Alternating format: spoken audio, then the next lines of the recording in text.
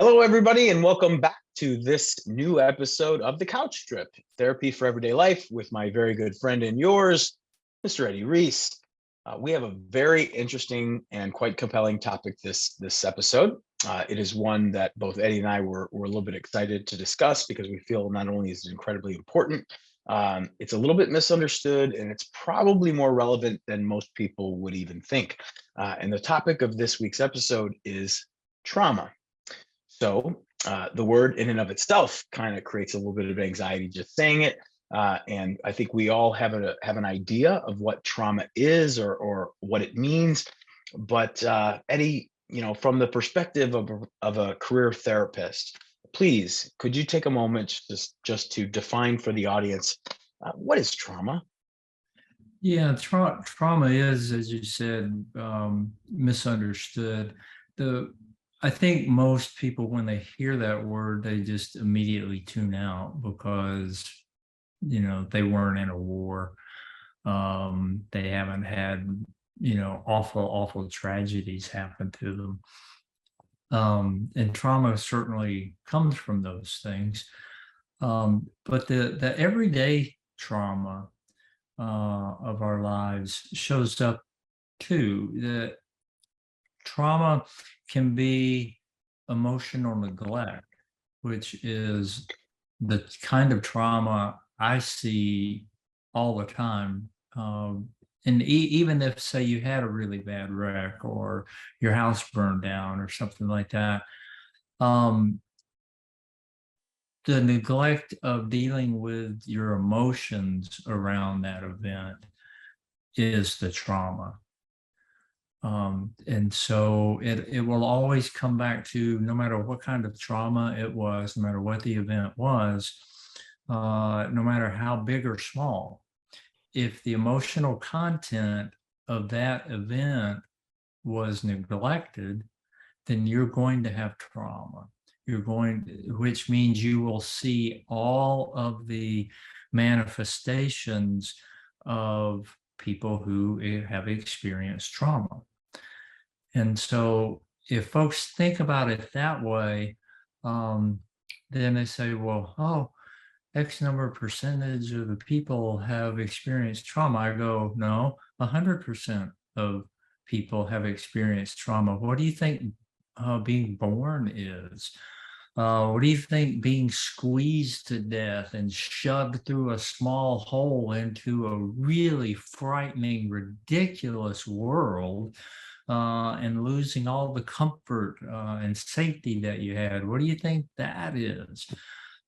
So it starts right there. Mm. Wow. So what I heard you say essentially is trauma is an emotional response uh, to anything that would produce any level of not necessarily unwelcome, but jarring or negative fear, anxiety, disruption. But what I really heard you say, and what made me think was that unresolved, unaddressed, unacknowledged component. Trauma could be different things to different people, from what I'm hearing, but the fact that it gets neglected, in your words, or unresolved, my words, unaddressed, we're not going to cure a melanoma with a band-aid, hardly capable of curing any level of trauma without discussing it with a professional. How does that, how do you go about understanding when is it appropriate to really address this thing, and how do I know if the trauma was big enough to cause Yeah. a concern? Don't think of it as, was it big enough? Think of your life. And actually, you can forget trauma altogether if you want to. You can go, how do I relate to people? Is that something I do well? Is it something that I struggle with? Do I get feedback from people that you're behaving this way, you're behaving this way? Uh, can I easily access, experience, and share my emotions in a world that really wants to hear and be with those emotions? Because that's what the neglect is. When my beloved dog died when I was young, that was a horrible, horrible moment.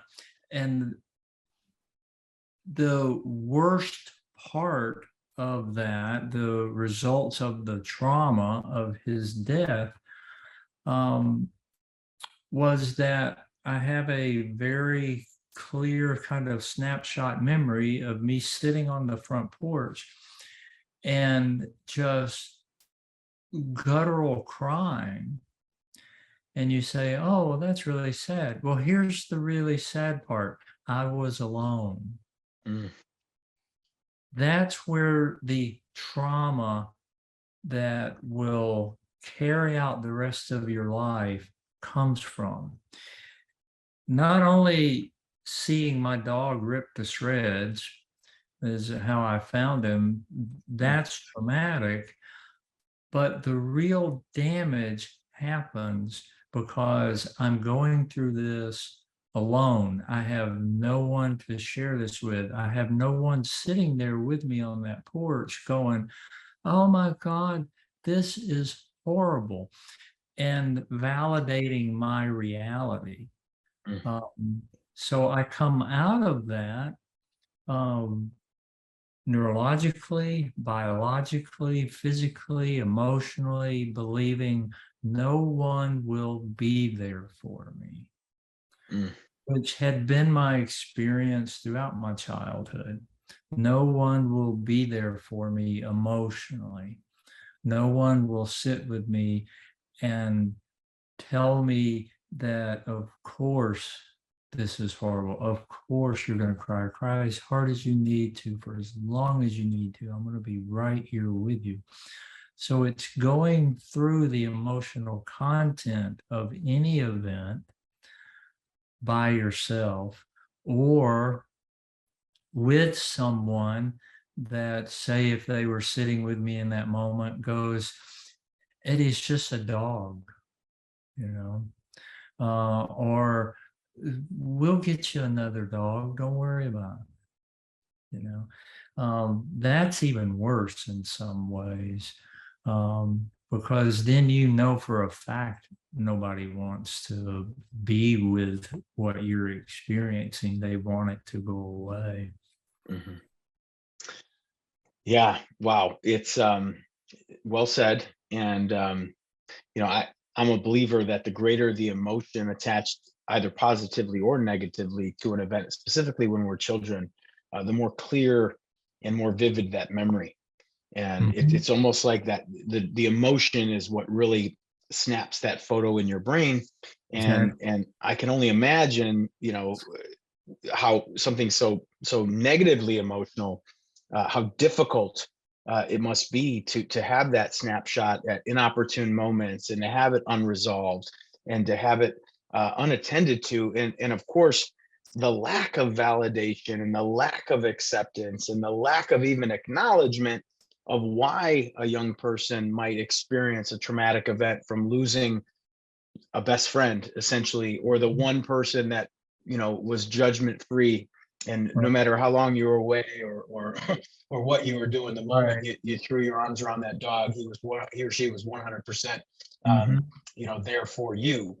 And for someone who was struggling with uh, a lack of belonging, or a lack of empathy, or a lack of compassion, or a lack of acknowledgement, or a lack of validation, darn it, that dog could have been the tether to safety, as you put it, but sanity perhaps, and real purpose. And I think it's important that people understand, from a therapist perspective, that trauma is different for everyone. That Mhm. it's not fair for someone to judge another's trauma. What some person may find difficult to even attract their attention, someone else could be really struggling with. Right. um, you know That's I, true. two-part question, but we'll Mhm. start with the bad news first. What's the consequence, or potential consequences, for doing nothing, for not addressing that, for not Yeah. exercising that demon, so to speak? Well, the the consequence of trauma, which is what the focus really should be on more than the trauma itself in the beginning, and for folks in their everyday lives, this is what you want to look for. You don't want to go, oh, did I experience trauma? whether you did or not, um, are you somebody who is hypervigilant? Are you somebody that really notices everything? Are you someone that even if something goes well in your life, your next thought is, well, when's the next shoe going to drop? Because you can't even enjoy something that goes well. Do you hear other people's voices when they talk to you as a threat? These sorts of things. Are you seeing threats in places where there really is no threat? Do you just normally feel anxious? Do you feel depressed? Do you overeat? Do you undereat? Do you overwork? Do you underwork? Name a mental health issue, and I'll show you how trauma has a lot to do with it. That what you're looking at is the result of trauma. And again, you don't even have to talk about trauma. You talk about it's the result of your nervous system learning that when things are like this, as in me sitting on that front porch, nobody cares. Nobody wants to be there for you. Nobody's going to listen. There's nobody to talk to about this. You are going to have to do everything on your own. And then I come out of that experience, and I remember this very clearly, saying out loud to myself, I will never love anything like that again. Mm. Right? Because I'm doing what kids do.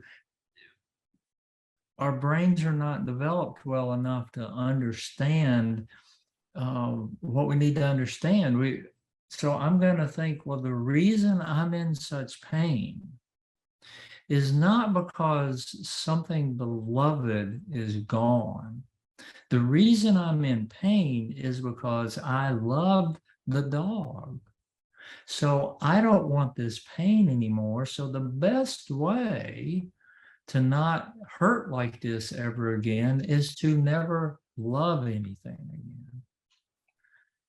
So I'll never get hurt. And we take off, and this approach to life is as common as dirt. I'm never going to get hurt again, which is a fantasy, a childhood fantasy. And that's a whole nother topic we could make a whole episode on, is the role of childhood fantasy and how that manifests in our life.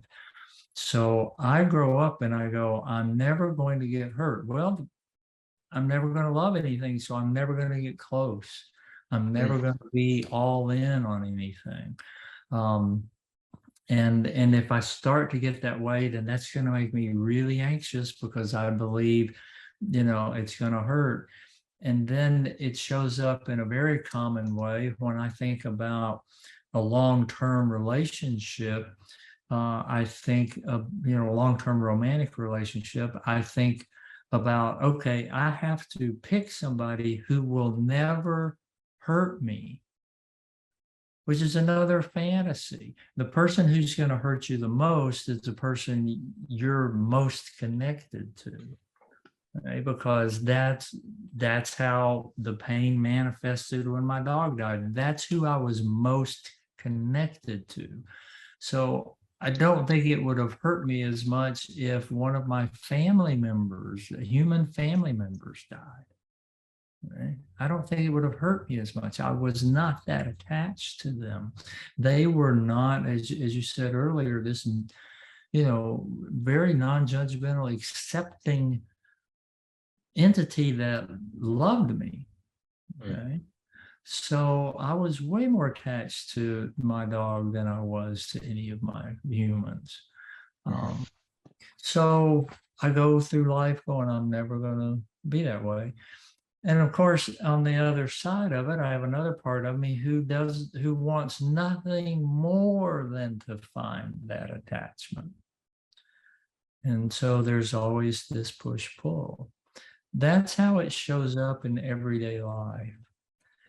So you don't have to say, well, that was because I experienced this traumatic um, event of my dog's death. You can just go, that's because the things that happened in my life, because it wasn't just that, taught my nervous system to be extremely protective and to never get close to anything, to always be on alert for what's gonna, mess things up, what's gonna hurt me. And my life's goal is to live my life in some way to never get hurt. And psychologically, anytime you're trying to accomplish this, you're going to do things that will actually cause the hurt to happen. Because first, I mean, and we can start with, I'm not that deeply connected to anybody. That's a huge hurt. So I feel very lonely and unmoored in life, and I don't really know what to do. I'm not going to ask anybody to help me. Why would I do that? Nobody's ever been there for me. Why are they going to be there for me now? Know Eddie, anybody like that? well, the level of relatability that you have is a blessing. I mean, it really is. I mean, just hearing you talk about, kind of relive the story of you and your dog, and for our audience that's listening, I mean, the first thing they're going to think is, yes, he's a therapist. Yes, he's an expert. Yes, he's made his life's work helping others, but he's human, and he Mhm. understands the human condition, the need, Right. the need for acceptance, the need to love, and we all know the colloquialism, better to have loved and lost than to never have loved at all, and that's easy to say, Right. uh, but to the degree that someone has the greatest love they know at 6, 7, 8, 9 years old taken from them suddenly, tragically, or in any way, Mhm. or there's other types of trauma, as you've alluded to, that leave, take the dog out of the picture. What if it's just, a person dealing with a family, or a caregiver, or a provider that's non-supportive, or that's overly judgmental, or that's emotionally critical. That uh, is because all of that's going to lead to this emotional neglect idea that, if I am feeling sad, if I'm feeling kind of down, whatever, and even if a parent says, hey, what's going on, and I go, I just don't feel really good, and they go, oh, that's too bad, well, things will get better. Well, no, the fuck they won't. I don't. You don't get it. yeah. You know. So it's the shaming, which of course is a whole series of episodes, um, of that teaches the nervous system, don't share, just don't tell anybody. And so then we put on our mask, or become narcissistic, which this culture is wonderful at, Mhm. which is, I'm going to project an image. I'm okay. Hey, how you doing? I'm fine. You know. So there's my image, so that I don't get close, so that I don't get my emotional needs met. And the damage continues day to day, every day, all day long. Yeah. So what I'm hearing here is there's a repetitive narrative within this story, and it's about a need for safety. It's about a feeling Mhm. of vulnerability and insecurity. It's rife with fear, and that fear manifests itself as anxiety, or separation, or distance, or a wall. You hear these things all the time.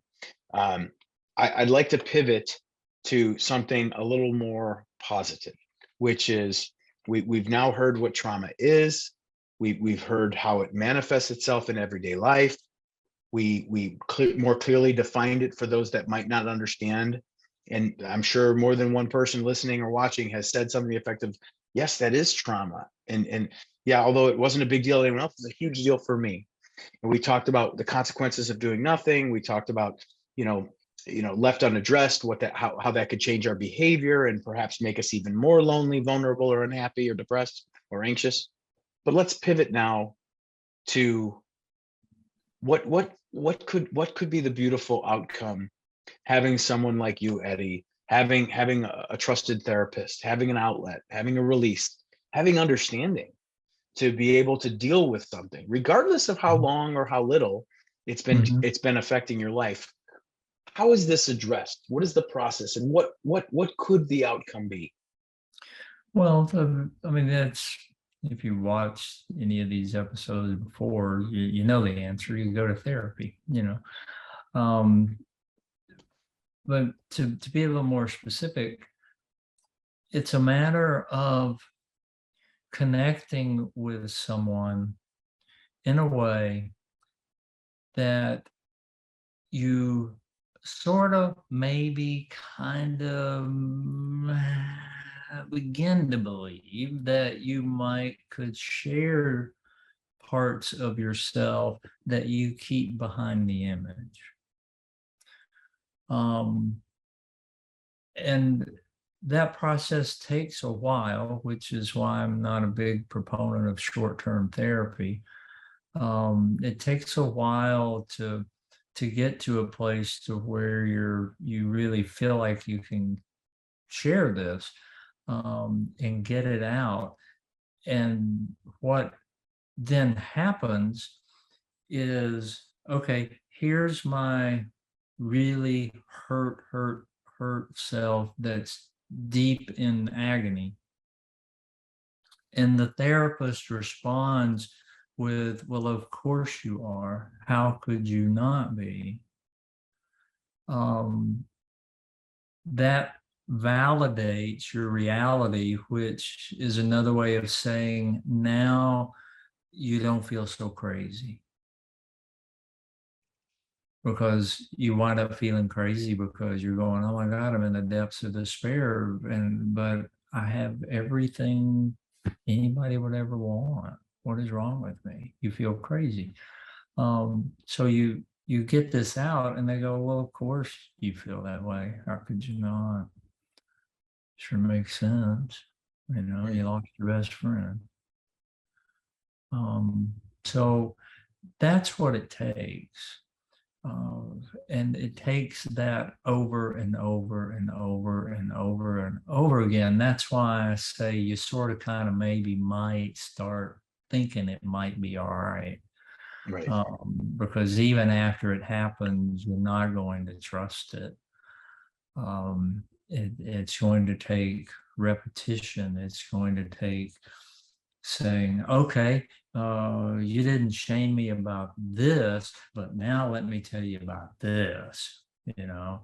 And I'm sure you're gonna look at me like, oh God, why am I even trying to help this person? And then you finally get that out and you get the same response.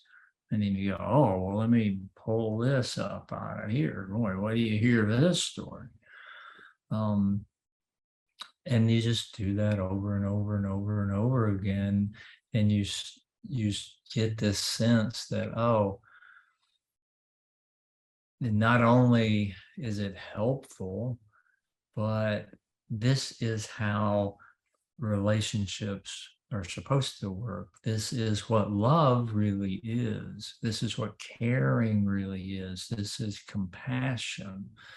And that's way better than what I've been doing. So I want to do that. So you learn to be that way for other people. And then you just naturally find other people that will be that way with you.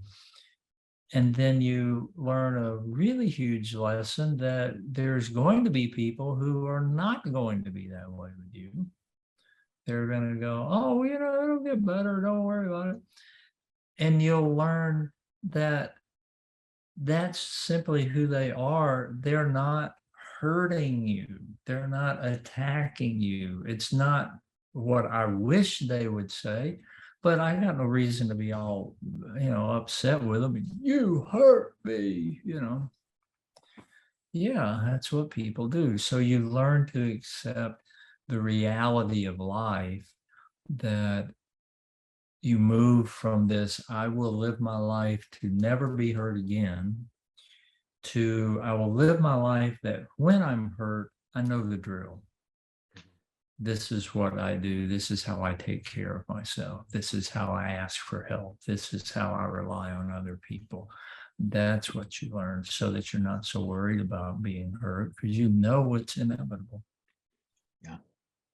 Well, it's certainly my belief that mental health and the concerns, the guilt, the trauma, the shame, the those bad feelings, um, it is tremendously enlightening. And I say enlightening, I mean literally cathartic release of weight and pressure. Right. And when you do have those blocks removed and those breakthroughs, as people talk about, and I believe that, seeds grow where they're watered. Mhm. And dealing with your mental health and dealing with your peace of mind and feeling good about oneself is a process, no different than tending to a garden, no different than tending to your Right. lawn or any hobby. It's something that you do it consistently. You do it with people that care Mhm. about you, that understand, that first do no harm, and then provide you with the guardrails and illumination to get you to where you need to go so you can live your best life. And it might be something someone engages with once, and 6 months later they feel fantastic and good, and it saves their marriage and they never Mhm. call again. And it could be something, to your point, where yes, it was addressed. I'm so glad I addressed that. Now I want to clear out my entire closet. Now I want Mhm. to get rid of all of everything because I felt so great dealing with the large things. I bet I would feel even greater if I dealt with everything. And oh, by the way, trauma can happen tomorrow, just like it can happen Right. last month or last year or 10 years ago. So why don't we continue this relationship in an effort to stay great? And I think that's really what a good therapist and what a good mental health program can provide for people. But what are your thoughts? Well, that life goes on, which I mean to say, just as to your point, bad things are going to happen, difficult times are going to happen. My clients will say something along the lines of, "Oh, I've got all these issues to work out," and I'm like, "Well, yeah, but even if you did, even if they were all gone, if nothing else, you're just going to get older." And let me tell you, that's a challenge. Okay.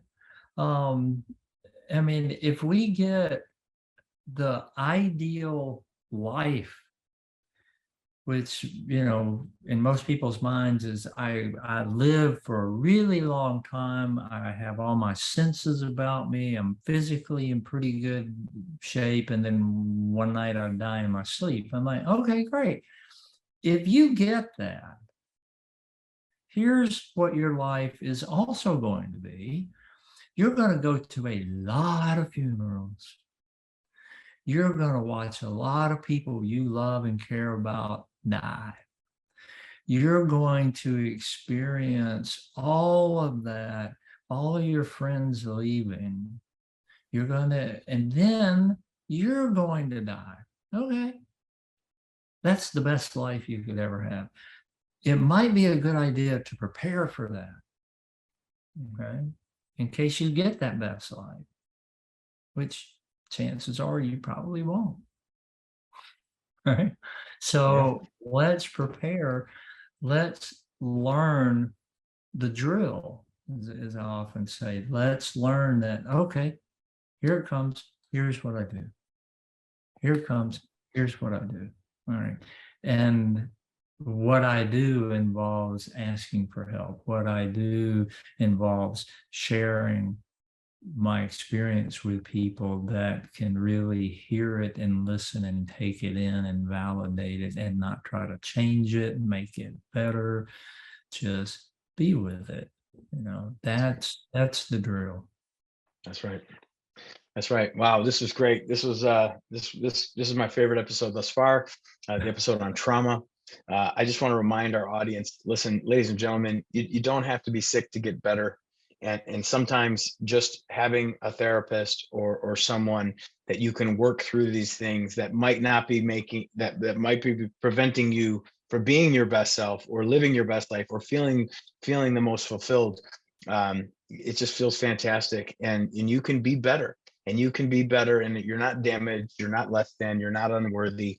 And regardless of what's happened, regardless of what you heard, you are absolutely deserved of that betterment. And having Eddie Reece or someone like him in your life could be the difference between a life of quiet desperation and truly rewarding existence.